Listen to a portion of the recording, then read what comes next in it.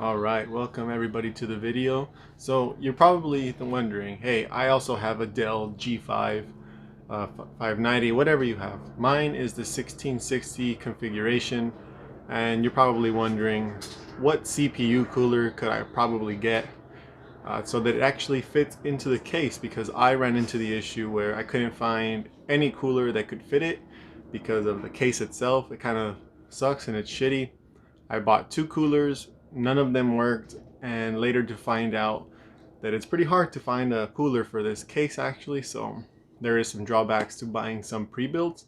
But nonetheless, I did end up finding a cooler from a YouTuber actually. My computer, it has been running flawlessly since yesterday, although there is something that I don't really understand because this is my first PC. Obviously, I'm not a really big expert, but my PC runs smoother for sure, but there is also the issue that now the PC says that it runs hotter than it used to with the stock cooler, which is kind of weird, but it is a lot quieter. And I mean, yeah, that's pretty much it. It's quieter, so it got rid of the issue that a lot of you guys might be facing, or any review that you guys do look at. They do normally say these computers run hot and they're pretty loud.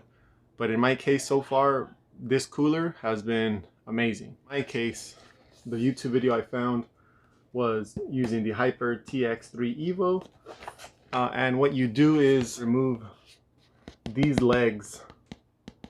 You remove all four of those legs from the cooler itself so that it actually can fit in the PC itself. Although it's a little kind of jerry-rigged, the YouTube video that I did find was pretty great in explaining that, although he just didn't show how you do it. First, we're going to start off with the 10mm screw. You're going to need a 3M washer. After that, you're going to go ahead and grab the 4M washer and have only these two washers on there. And then you're just going to apply this to the legs of the CPU cooler. And this is what the configuration looks like before you install the screws at the corners. And now finally, this is what it looks like once it is installed and how you're going to set it up.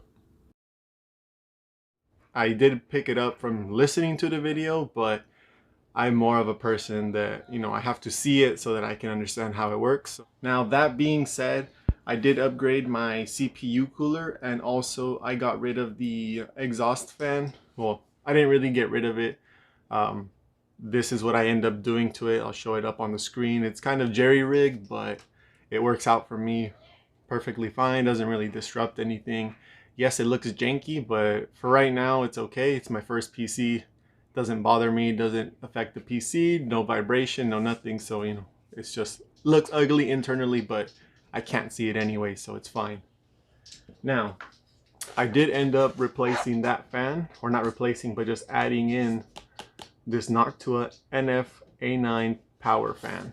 It is a 4-pin fan. Now, the issue I also ran into was, if you think that you're gonna simply plug and play a new exhaust fan into your system, you're wrong, but you also can be right.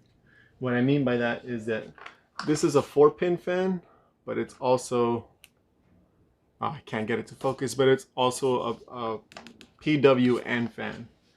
And the stock OEM cooler, exhaust cooler on this PC is a 4-pin. So when I did replace it originally without putting in the Y 4-pin splitter, I would get the boot up error saying that my GPU cooler was not working, but never once did I touch that.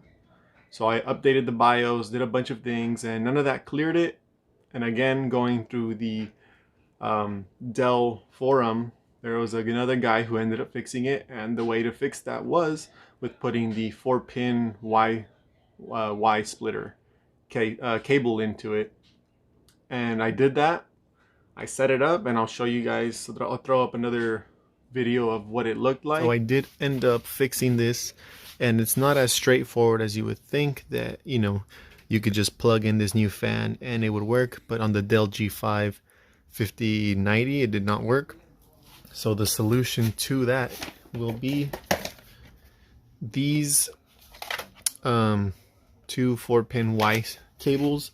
And reason for that being is you still need the OEM fan, which is kind of stupid, but you would have to split that and you would have to plug this splitter from obviously this end to right there where it says fan system.